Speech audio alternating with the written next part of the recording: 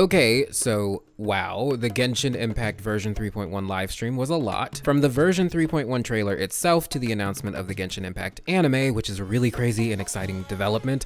I wonder how they're gonna do it.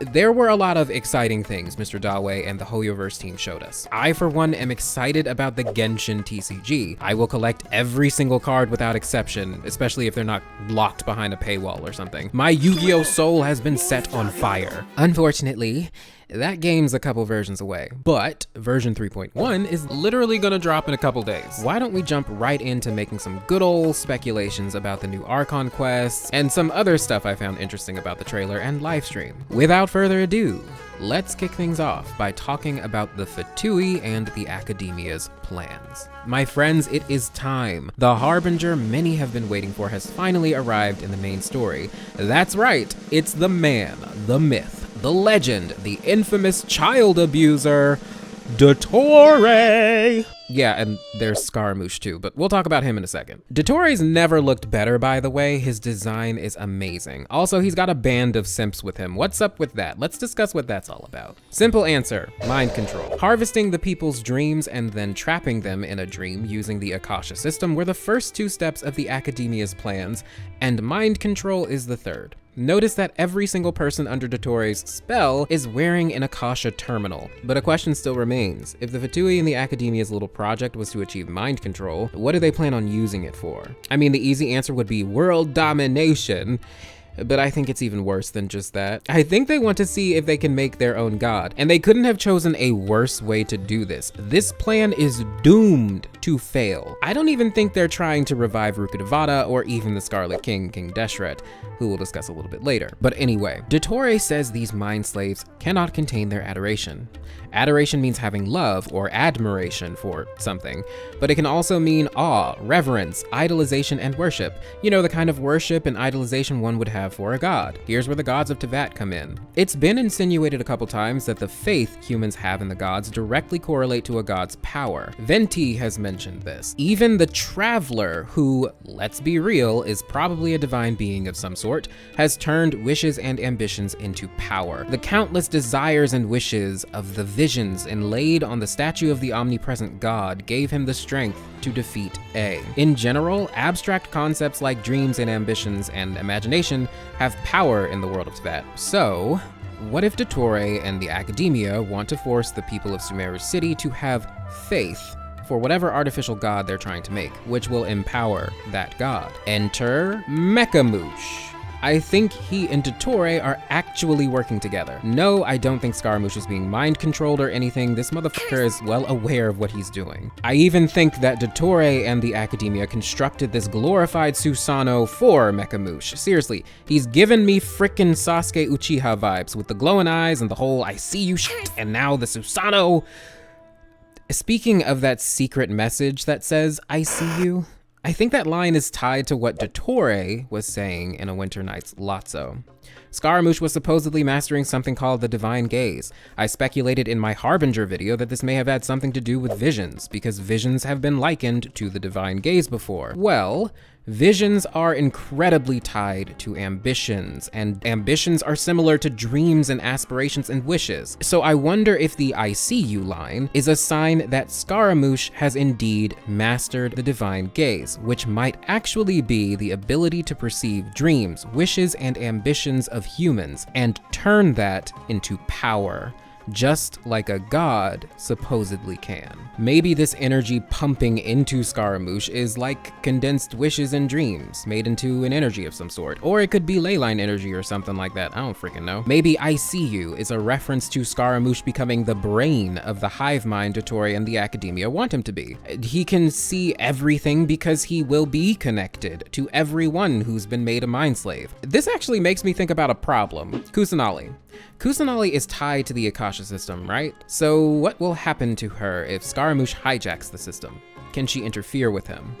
I think that's possible, which is why we see Catherine getting stabbed by a Core of 30 member. Kusanali inhabits Catherine's body from time to time when she wants to interact with the real world, and she's probably inside Catherine during this scene too. Kusanali also mentions that she has to be careful about snooping around in the Akasha system because the Akademiya might notice her doing that. And I think they did notice her. Perhaps Dottore and the Akademiya sent these Core of 30 members to attack and sever Kusanali's connection with the rest of the Akasha system. Notice these guys aren't wearing Akasha terminals at all, which means they're probably aware of the Akademiya's project and are therefore working for them. Also, remember that Catherine said she was going to visit her maintenance personnel after the last Archon quest ended. Since she has been confirmed as a bionic Snezhnayan puppet, then there's a good chance the Fatui are in charge of her maintenance. And maybe when this maintenance was performed, the Fatui noticed Catherine was being tampered with, eventually figuring out that Kusanali was to blame. I don't know, but I wouldn't feel too bad. Catherine can easily be repaired, so those of you who freaked out as much as Ether does when she gets stabbed, be at ease. She'll be fine. Probably. All right, let's move on to the next item on the list. The Scarlet King, otherwise known as Alhaitham and King Deshret. I'm gonna have a full video on this guy coming out later, so I'm only gonna give you a quick little summary of who this guy is without getting too far into the weeds of the lore. King Deshret was a god that lived over 1,000 years ago. He was friends with Rukkhadevata and the Goddess of Flowers. In fact, he was in love with the Goddess of Flowers, but it's unknown if she returned his affections. The three of them ruled the people of Sumeru and had an amicable relationship until the Goddess of Flowers died. Her death caused a rift between King Deshret and Rukkhadevata, so Rukkhadevata eventually decided to leave him and created the rainforest region of Sumeru, putting up the Wall of Samiel, which is what this wall of tree bark is. This might be why the Eremites view Rukkhadevata poorly. Not only did she abandon their god, but this wall contributes to the discrimination the desert folk experience from the Akademiya. Dia in the trailer seems to imply the Eremites are only seen as cheap labor and livestock to control by the Akademiya, and the Wall of Samiel simply serves the purpose of keeping the desert folk separated from the rest of Sumeru. That being said, it's unclear what the true purpose of the Wall of Samiel is. Some say it's to keep out sandstorms. I mean, the name Samiel roughly translates to poisonous wind and refers to a strong, dry, dust-laden wind that blows across parts of Africa, the Middle East, and the Arabian Peninsula. But something tells me that the Wall of Samiel isn't just there to keep out sandstorms. Maybe there's something special about these sandstorms, but I'll elaborate on that later. Anyway, after Rukkhadevata left the desert, King Deshret set out to create his own utopia where no one suffered. He wanted everyone to live in a golden dream, but that never came to pass. See, the Scarlet King had 3 retainers serving him: the Goat King, the Ibis King, and the Crocodile King, which in turn are likely references to the Egyptian gods Khnum, Tot, and Sobek, each of which we'll talk about in a future video. But these 3 are probably the 3 Magi mentioned in the title for Act 4 of Sumeru's Archon quest, King Deshret and the 3 Magi. It's implied in the Lay of Alhaitham that these guys lied to Deshret and convinced him to enact a certain plan, which would lead to the destruction of his civilization. But despite being aware of his retainer's alleged lies, he went along with the plan anyway. He built a maze, trapped himself in it, and found a way to separate his mind from his flesh and merge his mind with the millions of subjects under his control. However, this caused the downfall of his kingdom in one night, and that's the gist of it. I skipped over a lot of important details, but they're not really relevant right now, and also exploring the desert region itself should provide more clarity on what really happened. Because there might have been some treachery involving King Deshret's own daughter and adopted son, but I want to focus on the hive mind the Scarlet King made. Doesn't that sound awfully similar to the Akasha system and what Dottore and the Akademiya are using it for? Maybe the Scarlet King tried to make an Akasha system of his own. According to the honeyed final feast of the Gilded Dreams artifact set, King Deshret, or who I assume to be King Deshret, said the following: "Meld all thoughts into one, and let all calculations be unified. Thus shall humanity become the Lord of Lords and the God of Gods." So it sounded like he wanted to create some sort of super god through a hive mind. Literally the same thing we were talking about Dottore and the Akademiya doing with Scaramouche and Sumeru City. But something went terribly wrong, and King Deshret killed everyone, including himself. See, the issue with merging minds and connecting everyone is that if there is something significantly wrong with one or more person in the hive mind, the whole thing can come crashing down. It takes one bad apple to spoil the whole bunch. Consider how that one eremite guy went insane after using the Divine Knowledge Capsule, which contained information regarding Rukkhadevata from the Irminsul tree. We learned from Kusanali that something dangerous has contaminated Rukkhadevata's consciousness from within Irminsul, which is probably the real reason this guy went insane. We know that King Deshret was incredibly depressed over the death of the Goddess of Flowers and also reminisced obsessively over the past, earning him the title the Morning King. What if his feelings of regret, anguish, and anger literally killed the people he connected himself to? It's not unlike how Archon residue corrupts, poisons, and erodes the minds of those it afflicts, and Archon residue is literally the lingering resentment of a dead god. So instead of empowering King Deshret, connecting to his subjects forced them to experience everything he felt. Maybe it was all too much for them to bear. Maybe the millions of minds were too much for him to handle. You know, there's a lot of talk about the Scarlet King being an Auto-Apocalypse XP, and there's this thing that happened to Auto-Apocalypse when he actually encountered the Will of the Honkai. The Will of the Honkai overloaded his brain with information and it was way too much for him to handle. So I kind of see the same thing happening to King Deshret here. Maybe the sandstorms of the desert contain trace amounts of King Deshret's Archon residue, or his lingering will, that the storms are a result of his hive mind gone awry. That would make the sandstorms kind of like the eternal thunderstorm that was on Seirai Island, caused by the thunder manifestation, which was the lingering anger and resentment of the Thunderbird. But all this makes me wonder, will Mecha Moosh follow King Deshret's fate?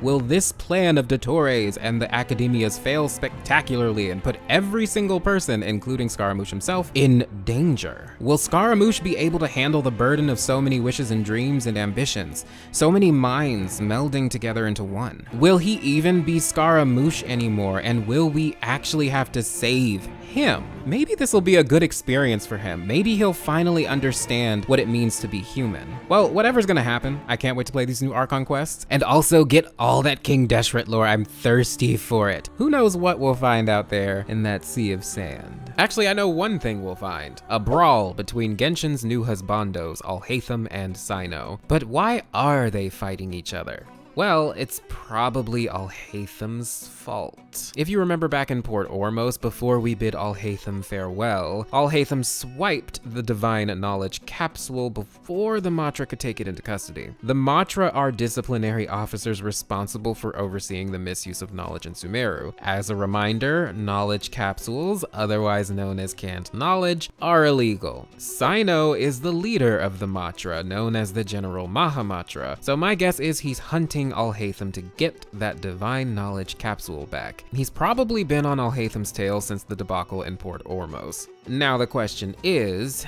why did Alhaitham snag the Divine Knowledge Capsule knowing he would be chased down eventually? He must have a good reason beyond wanting to study the capsule, right? Well, it seems like Alhaitham has a very invested interest in the Eremites that claim they're going to resurrect the Scarlet King, so something tells me Alhaitham's gonna try to stop them. This is how I feel like things are gonna go down. Alhaitham will tell Cyno, wait, you're making a mistake. There's some sus shit going on here in these desert parts. Cyno will be like, what? Wait a minute, did the sages share any information about their project with you? Because the Scarlet King stuff's definitely gonna tie into the Dottore and the Akademiya's little Build-A-God project. Alhaitham probably knows about it. Alhaitham will say some of what he knows. Cyno will be like, don't do anything until I've gotten to the bottom of this. Since Cyno's job is to literally stop the misuse of knowledge, and I'd say making mind slaves out of Sumeru's citizens is definitely the misuse of knowledge and a crime against humanity, Cyno will join our party and help us take on the Akademiya. Or at least the King Deshret stuff. We'll once again solve the problems of yet another nation that can't get its own shit together. Alright, let's go through the last few things that interested me in the live stream. The first being the Eleazar Hospital. Eleazar is the disease unique to Sumeru that causes dark and hardened scales to appear on a person's body, eventually causing complete paralysis and then death. Kale and Dunyarzad both have this illness. Now, allegedly there was a hospital dedicated to treating patients with Eleazar out in the desert, but something happened and now it's derelict and in ruins. I actually think this place is the hospital just because it looks like a random area of abandoned buildings that's kind of secluded. included. I mean, I could definitely see the hospital being here. Apparently, this hospital was successful in curing Eleazar because there were cured patients that escaped from there. Escaped is a very interesting word to use because it implies the hospital may have been more like a prison for patients with Eleazar. You know, maybe they were treated like people who have leprosy, which leads me to my next point. This was a testing facility for the Fatui, and the patients with Eleazar were just test subjects, and Kale was probably among them. Her parents put her in the care of the Fatui, thinking they would cure Kale of her disease, but instead the Fatui just injected her with Archon residue. Archon residue does seem to have stopped the advancement of Kale's Eleazar. Tignari did say her disease was controlled the entire time she was with the Fatui, but Archon residue definitely isn't a cure for it. If this Eleazar hospital is really where Kale was sent to be experimented on, then this burning building from the comic is probably the hospital getting destroyed. But I'll be very interested to explore the ruins of this hospital. I imagine there will be plenty of Fatui, Dottore, and Kale lore to find there. Maybe Dottore will even pop up there at some point, who knows? Looks like we'll be heading back to Mondstadt for the festival Weinlesefest, which sounds like an event where the people drink in the name of the Animo Archon. Not sure how this is any different than a typical day in Mondstadt, but whatever. I'm sure Venti is very happy about this event. What I'm most interested in is the Varka lore crumbs we're going to get. This new character, Chicken Little, I mean Mika, belongs to the reconnaissance company of the Knights of Favonius, same division Eula's a part of. He's delivering a letter straight from the elusive Grandmaster himself. Seriously, Varka is one of those characters a lot of people are anticipating, so it's about damn time we got some information about him, and I'm expecting something juicy. For those unaware, Varka is the Knight of Boreas and seems to have some connection with Wolvendom, which is funny because the bulk of this Weinlesefest event seems to focus on Razor, a character also associated with Wolvendom, which means there's a chance we might get Andrias lore, and I'm really hoping that we do, because Andrias was said to have received his godly power from another ancient god, and if you've read A Drunkard's Tale, in which a Wolf King meets a Seelie that is speculated to be the first Seelie, people think that this Wolf King was Andrias, and that he received his powers from the first Seelie. So getting some clarification on Andrias's past would be really nice, Hoyoverse. I'd love to hear about some moon lore. Please give us some more moon lore. Well, even if we don't get Andrias lore, I do think we'll get to hear some interesting stuff. Like maybe Venti will say some more cryptic lines that we can all pull our hair out over. I don't know. But I will be content if we just get some doggo lore, and hearing about Razor's parents will be good enough for me, I guess. So this little trailer was adorable, first of all. Did you notice that Lumine was following Aether and Paimon around in each region? It was so cute. She was even hiding in the trees in Sumeru. But aside from that, the most important thing of note in this trailer is that Lumine and Enjo are making a report. But the question is, to whom? The fact that Lumine is also involved in writing this report implies the report is not going to her, but someone possibly above her. This isn't surprising because Paimon suggested there may be someone higher ranked than Lumine in the Abyss Order at the end of the We Will Be Reunited Archon quest. As for who that is, I have a crack-ass theory that Skirk might be this person. Skirk is the girl who taught Child how to navigate through the Abyss when he was stuck in there for 3 months, and she also taught him how to use the Foul Legacy transformation. What's interesting is Skirk is not described by Child in the same way creatures of the Abyss are. Those guys have been called its and things, basically anything but human. However, Skirk is described as a young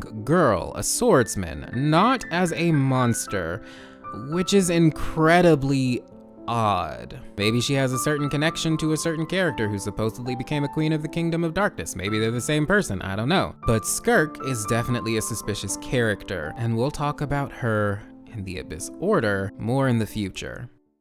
Well, that's about all I got for you. I have a lot of opinions on the Scarlet King and Rukkhadevata and Kusanali and the Goddess of Flowers, but that will all come in due time. Thanks for watching if you made it this far. I'm so excited. There's so much content coming up soon. But I hope you guys enjoy version 3.1 and the anniversary and all those nice wishes and primo gems. Good luck on your wishes if you plan on wishing. And I'll see you guys on the other side of the moon.